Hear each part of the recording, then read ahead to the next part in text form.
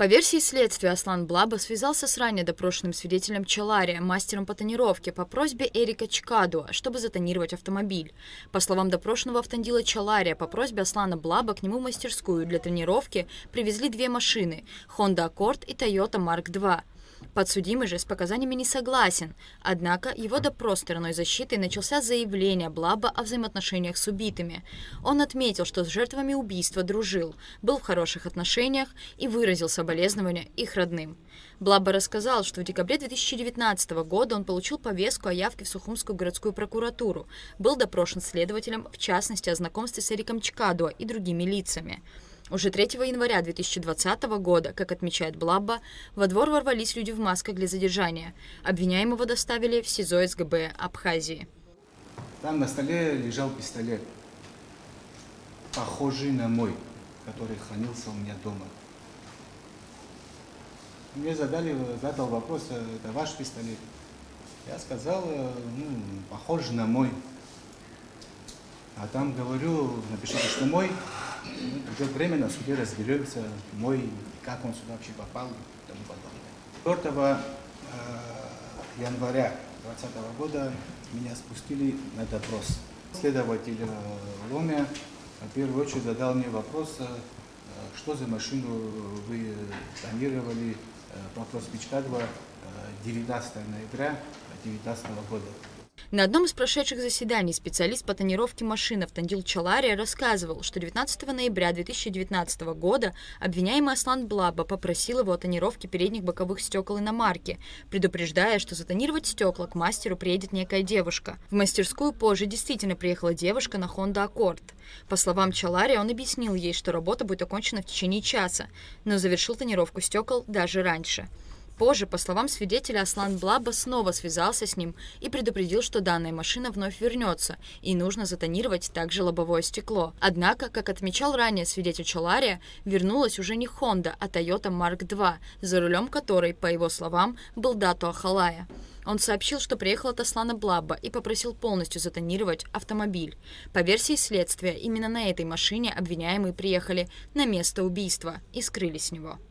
Ломя начал меня, пытался меня убедить, что после, вначале он говорил, что после Ауди меня, оказывается, мой друг подставил, Чкадуа Эрик, и после этого тонировался якобы Марк II. Ну, естественно, хотя ты знаешь, что такое может быть, но это все-таки шок, знаете, психический. Я говорю, этого не может быть, о чем вы говорите. Тогда мне посоветовал мой защитник Радская, что записать, что я не знаю, что за машина. Я так и сделал, я говорю, я не знаю, что за машина. Это не запланировалось, я не уточнял. А для того, чтобы я не хотел врать там что-то следствию, я хотел говорить, как есть. Я говорю, давайте вы, я мне звонил, говорю, возьмете распечатку, я тоже хочу мою распечатку, и тогда уже дам дальше показания, а на этом этапе я больше ничего не буду давать. Спустя некоторое время, как утверждает Блаба, он попросил предоставить ему распечатку звонков, а на депонировании показаний утвердил, что свидетель Чалария врет. После получения распечатки вызовов, как отметил Блаба, он просил, чтобы его повторно допросили, но, по его словам, следствие не реагировало. Аслан Блаба также отметил, что он действительно связывался с Эриком Чкадуа 19 ноября 2019 года. Он отметил, что Эрик Чкадуа попросил его затонировать для знакомой 2 передних стекла в долг, так как у него не было наличных денег. Подсудимый, как он рассказывает, позвонил Автандилу Чалария и попросил затонировать 2 стекла на серебристой Ауди. И вот я набрал Чалария 14-15. Говорю, привет, ты где на работе? Да, можешь затонировать 2 передних стекла? Он у меня спросил, что за машина. Я говорю, забыл спросить, там девочки попросили, говорю, друга моего. Наверное, говорю, Honda Accord или GS, говорю. И сразу там же спрашиваю, какая в принципе разница. Разница, говорит, в том, автор, что разница в цене, говорит, узнай седан или джип. Позже Автандил Чалария сообщил Блаба, что тонировка завершена, после чего Эрик Чкадуа попросил затонировать и лобовое стекло. Полная работа, включающая тонировку передних стекол и лобового стекла, была оценена мастером в 4000 рублей. А там же я у него интересуюсь, а машина там или забрали? Он говорит, машину забрала она. Тогда хорошо, говорю, тебе ее привезут сейчас. И все.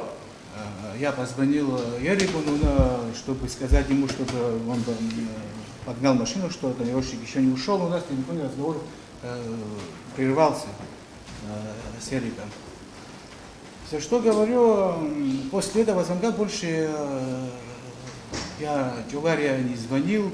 Подсудимый Блаба отказался отвечать на вопросы гособвинения. Потому начальник судебного управления Генпрокуратуры Абхазии Даурамичба, также ссылаясь на противоречия в показаниях, ходатайствовал об оглашении показаний Блаба от 4 января 2020 года. Примерно в середине ноября, точную дату вспомнить не могу, возможно и 19 ноября, мне позвонил на WhatsApp мой друг Чкадуа Эрик и попросил договориться с мастером тонировки авто, работающим в гараже неподалеку от детской поликлиники в городе Сухум, в связи с моими хорошими с ним отношениями о тонировке машины в долг. Какую именно автомашину я не стал уточнять. В тот же день я позвонил авто и попросил его затонировать стекла автомашины. Сказал, что ему привезут автомашину, которую следует затонировать, а я позже расплачусь за работу. Авто согласился.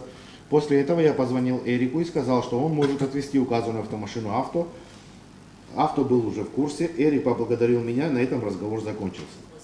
Сам подсудимый отметил, что при даче показаний сообщил, что речь идет об автомобиле марки Audi, но, по его словам, это уточнение не внесли в протокол. Блаба заявил, что, по его мнению, следователи специально не допрашивали его после первого допроса, так как знали, что он все вспомнил и получил распечатки телефонных звонков. Однако аналогичные показания, согласно протоколу, зачитанному стороной обвинения, Блаба давал и во время второго допроса 13 января 2020 года. В свою очередь, адвокат Аслана Блаба Марина Таня сказала, что ее подзащитный уточнял марку машины во время допроса. Абсолютно один в один текст. Обратите внимание, пожалуйста. Такое не бывает в практике. Я не знаю, чтобы один в один просто в компьютере было набрано, это мое мнение, перенесен. Только к такому выводу я могу прийти. То, что это формально был допрос. Именно почему? Я вам объясню. Да потому что мой подзащитный сказал, что принесите распечатку. Я тогда полностью разложу по минутам, по секундам. Заместитель генерального прокурора Руслан Тыркба отметил, что в действительности в депонировании показаний от 8 января упоминается марка автомобиля Audi, однако, по словам Тыркба, в протоколе показания 13 января марка машины вновь не упоминается. То, о чем говорит вот здесь Блаба, что его лишали возможности, что Ломя такой, значит, следователь, который его вводил в заблуждение, допустим, но это отчетливо видно, что это не так по последующим событиям, когда, вот он же сказал, когда вступил другой следователь на более поздней стадии, и мы об этом допросе сейчас, наверное, его тоже будем оглашать, он пустой, конечно, но тем не менее он состоялся 15 марта 2021 года, когда Блаба отказался от дачи показаний, когда у него была реальная возможность.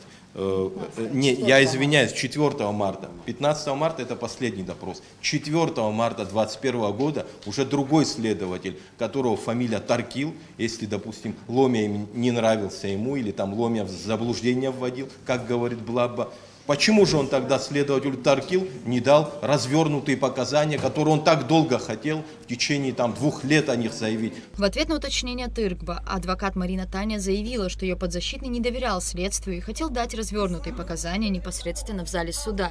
В показаниях от 15 марта 2021 года Аслан Блаба частично признает свою вину в части незаконного хранения огнестрельного и холодного оружия, однако подчеркивает, что к преступлению не причастен.